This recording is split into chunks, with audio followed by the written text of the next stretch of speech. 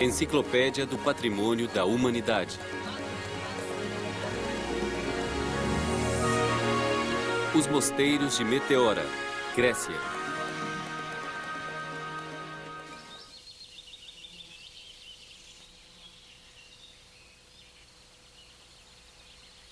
Nas montanhas onde começa a extensa planície de Tessália, celeiro da Grécia, há um fenômeno geológico único.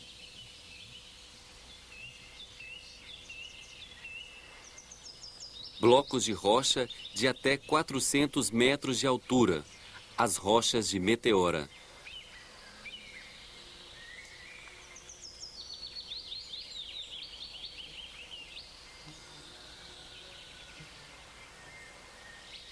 Estranhas formações rochosas que a água e o vento ajudaram a modelar.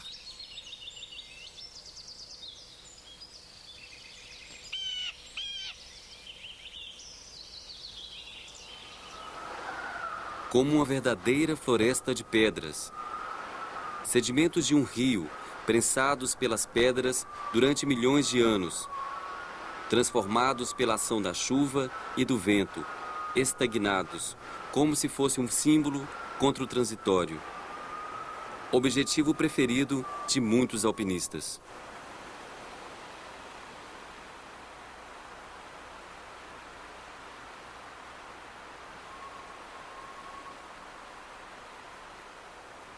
Essas grutas tornaram-se um refúgio para homens e animais. Supõe-se que a partir do século IX, elas tenham sido habitadas por ermitãos. Desde tempos remotos, existiram homens e mulheres que abandonavam o mundo para dedicar-se inteiramente à fé, buscando o encontro com Deus, abdicando de qualquer tipo de comodidade. Essas pessoas iam para o deserto, para lugares afastados, onde podiam jejuar e permanecer em silêncio. Eles procuravam e encontravam caminhos para construir suas clausuras, as quais eram praticamente inacessíveis para outros. Viviam em completa solidão.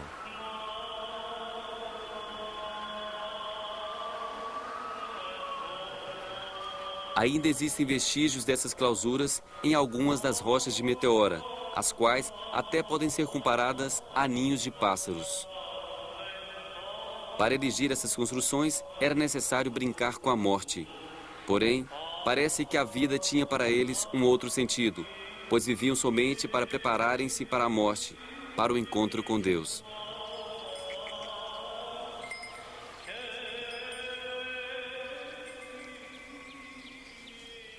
Todos os domingos era celebrada uma missa na capela da igreja mariana de Doupiane. Ali, reuniam-se para a refeição sagrada com pão e vinho. Depois, subiam novamente para suas grutas, onde não havia nada além de um lampião e uma cruz, para que pudessem jejuar e orar, passar frio e ficar em vigília. Difícil é o inverno, porém doce é o paraíso, diziam eles. Professores e alunos, as primeiras bases de uma sociedade.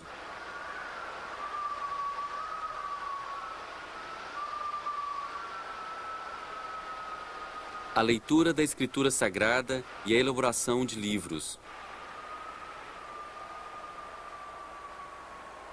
A produção de artigos simples, que podiam ser trocados por alimentos como pão, azeite, azeitonas, queijo. O modelo do santo sobre a coluna, na época pré-cristã. Com o objetivo de realizar a verdadeira comunhão com Cristo, poder ver a sua luz interminável, renunciando a qualquer tipo de comodidade. A vida espiritual era o mais importante nessa sociedade, a qual se iniciou nas clausuras e encontrou a sua continuação nos mosteiros, como, por exemplo, o mosteiro Hipapante, que surgiu a partir de um conjunto de clausuras na rocha e depois tornou-se residência e igreja de vários monges.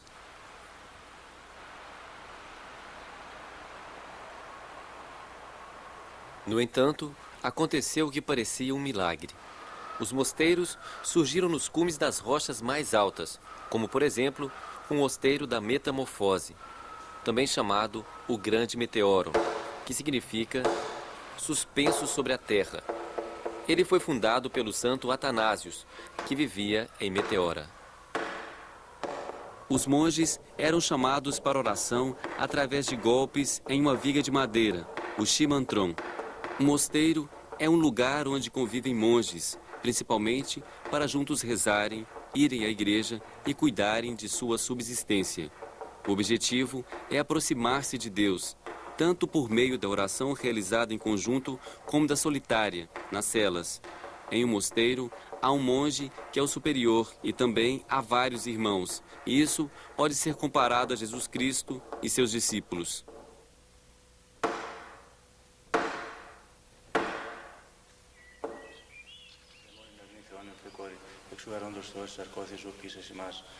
Senhor Jesus Cristo, Filho de Deus vivo, tenha compaixão de nós.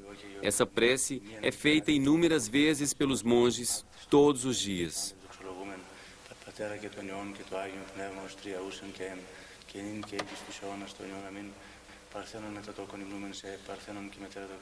No Monte Tabor, Jesus Cristo revelou ao mundo quem ele era, o Filho de Deus.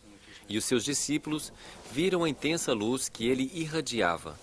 Ver essa luz é o maior objetivo de todos os monges. Metamorfose, o nome desse mosteiro, significa exatamente isso, transformação.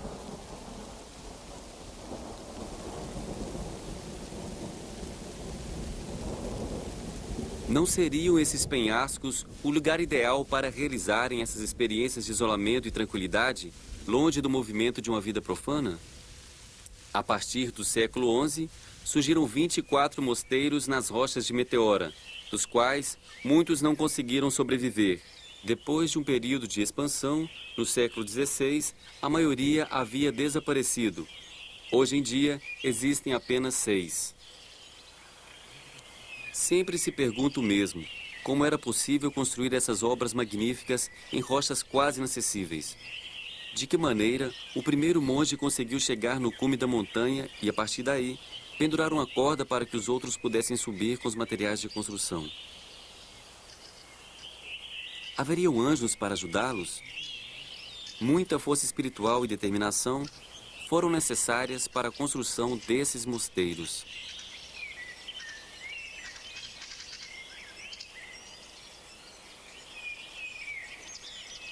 Independente do tamanho, todos os mosteiros possuem uma igreja para oração conjunta, um refeitório e clausuras para a vida privada dos monges, os quais, de certa maneira, continuam sendo ermitãos, como este monge, que enquanto medita, está atando uma corrente de oração.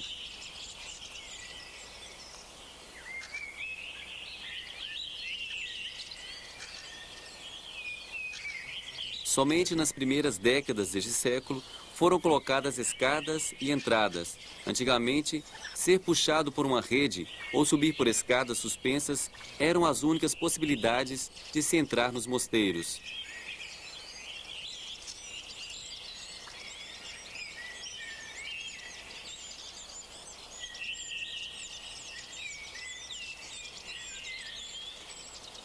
O que era imprescindível para os mosteiros era transportado por redes, sobretudo alimentos e vinho.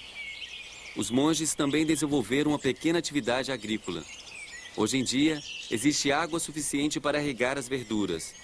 Em outros tempos, a água vinha da cisterna, onde era acumulada a água da chuva.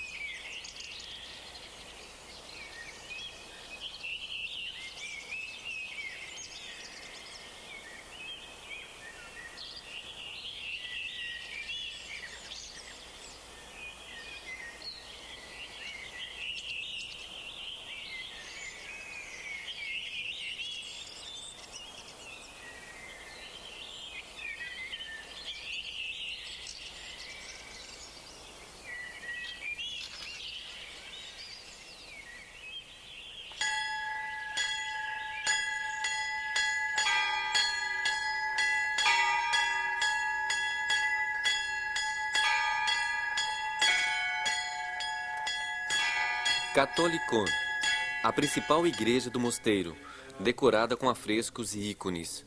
Jesus Cristo e a Virgem Maria representam um papel extraordinário na vida dos monges. Ela, mulher dos humanos, deu à luz a Jesus, carne da sua carne. Eles expressam a intensidade de sua fé por meio desses afrescos. Maria, com seu filho em seus braços, é uma intermediária, uma ponte entre Deus e os homens. O monge encontra na morte de Maria uma preparação para a sua própria morte. O monge acredita que a sua vida é um martírio, espelhando-se na história milagrosa do Senhor. São os monges que ajudam o Cristo a carregar a cruz.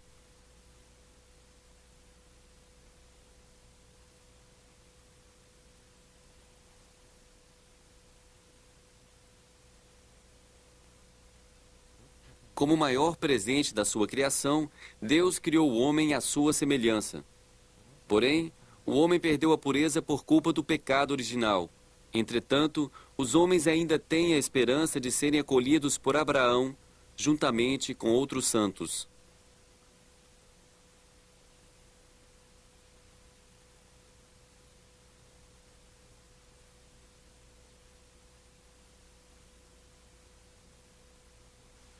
Porém, teriam que passar pelo juízo final, onde seriam julgados pelos anjos e demônios por seus bons e maus atos.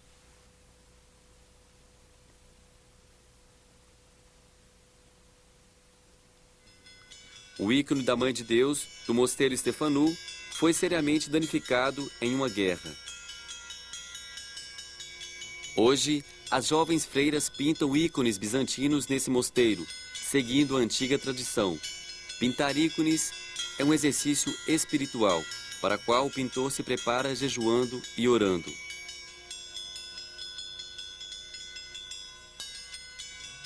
Na verdade, o sentido da vida de cada monge e de cada freira é tornar-se um ícone de Cristo.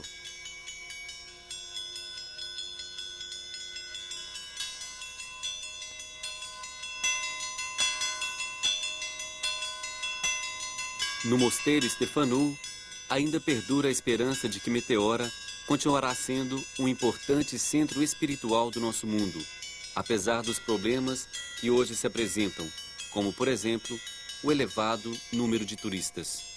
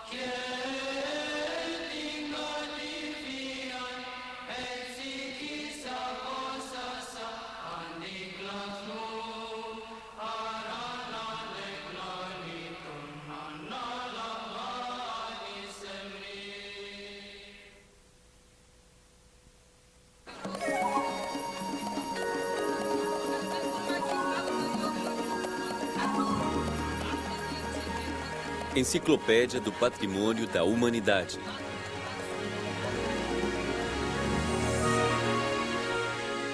Acrópole de Atenas, Grécia.